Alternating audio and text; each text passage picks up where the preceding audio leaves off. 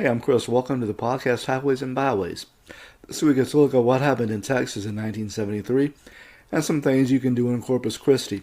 But first, the Texans and the Cowboys made the NFL playoffs in the wild card round.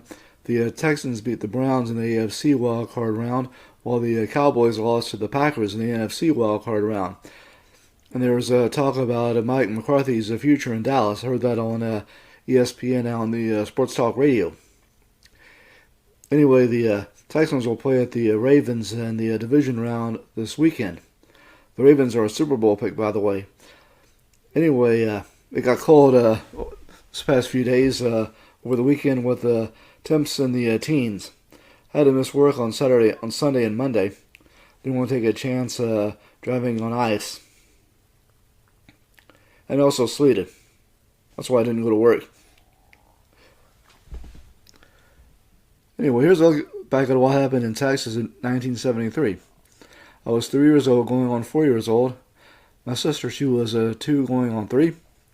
My dad worked for Associated Building Services, a janitorial company. And my grandfather was still working. He was working for Hughes Tool. And we went on a trip to Six Flags. Anyway, former President Lyndon Johnson passed away at his ranch after suffering a heart attack. One of his spokesmen called into CBS and got through to Walter Cronkite while Cronkite was on a commercial from the CBS Evening News, and then relayed the news to viewers when they came back from the commercial.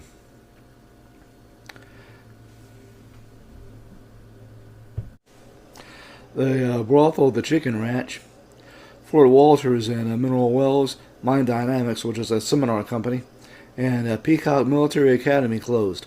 The Chicken Ranch closed after it was an expose on it by Houston reporter Marvin Zenler.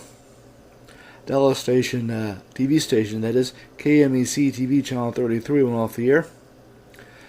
They played the Alamo Ladies Classic and Waco Tribune Herald Classic golf tournaments and the Colonial National Invitational Tennis Tournament for the last time. Memorial Stadium in Arlington, where UT Arlington played football for years, also used by the Arlington School District, was torn down. The Absolute Sound magazine was founded in Austin by Harry Pearson. Elsie Anderson High School opened in Austin. Austin Community College District was established. Bay Area Christian School in League City opened as the First Baptist Christian School of League City. The Blaffer Art Museum at the University of Houston opened. James Bowie High School in Arlington opened. The store chain in the county seat, I remember those back in the 80s, opened with a store in Dallas. Dallas radio station KERA-FM at NPR station signed on the air. In Huntsville at Sam Houston State, the campus radio station KSHU went on the air. The first Michael store was opened in Dallas. Nympha Lorenzo opened her first restaurant in Houston. It was actually a taco stand. They opened Parkdale Mall in Beaumont. Pflugerville High opened. The first issue of Texas Monthly was published. In sports in Texas in 1973 in college football, the Abilene Christian Wildcats won the NAIA National Championship. In pro basketball, the 1972 to 1973 Dallas Chaparrals lost in the ABA semifinals in what turned out to be their last season in Dallas. They moved to San Antonio and became the Spurs for the 1973-1974 season. The Cowboys won the NFC East but lost in the NFC Championship. The Houston Cougars football team won the Astro Bluebonnet Bowl for 1973. The North Texas State football team, being green, won a share of the Missouri Valley Conference. The Texas Longhorns baseball team won the Southwest Conference but lost in the College World Series. The 1973 Texas Longhorns football team won the Southwest Conference Championship but lost to the 1974 Cotton Bowl game.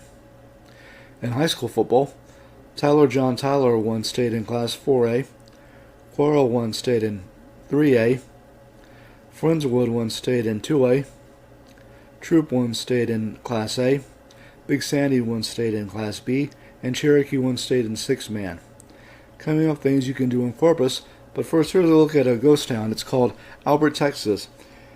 It was in Gillespie County, southeast of Fredericksburg, and was a stop on the Fredericksburg Blanco stage route, and became a stop on the President's Ranch Trail in 1967. It was put up for sale in 2007 on eBay. They submitted a petition in December of 1847 to the legislature to create Gillespie County, and Gillespie County was created by the legislature in 1848. The town was originally named Martinsburg. A post office was operated from 1877 to 1886. It got a new name in 1892 and was renamed Albert when Carl Albert Luckenbach moved from Luckenbach, Texas, yes, that Luckenbach, Texas, and registered a new post office. A school opened in 1891, and the first store opened in 1897. They built a new school in 1900 that future President Lyndon Johnson went to for a while when he was a child. A Lutheran church was established in 1902. The town had 50 residents in 1925, but was down to 4 in 1964, and 25 in 1972. By 1985, it still had 25 residents and 2 businesses, but the store had been torn down. The school was turned into a community center, and the dance hall that they built was turned into a storage locker. It was pretty much abandoned by 2007. There are some things you can do in Corpus Christi. Corpus Christi was first settled in 1839 when Texas was still an independent republic, and was incorporated in 1852. It's the county seat of Nueces County.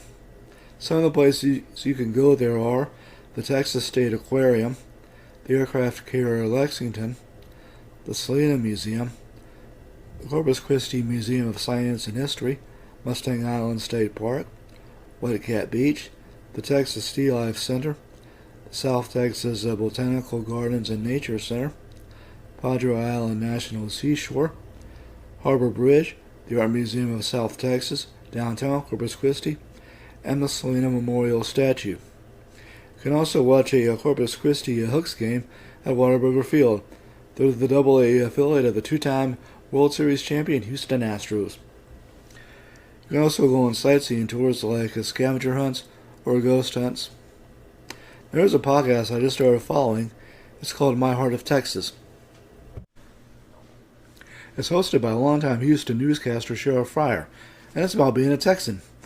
A traveling set of conversations across the state of being. It explores the people, events, attitudes, and heritage that define the ever-evolving Lone Star State. Ms. Fryer grew up in rural Texas and has been working in the news business for 45 years. For a long time, she was a co-anchor with legendary Houston newsman Dave Ward on Channel 13 in Houston. She now works at KTRH Radio, doing their morning news, I think.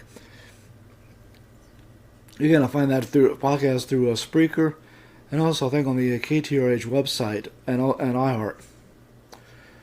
Anyway, here's a YouTube channel I subscribe to. It's called Best of the KC Vault. It's a wrestling YouTube channel, which shoot interviews from another YouTube channel that's a pay subscription channel called the KC Vault.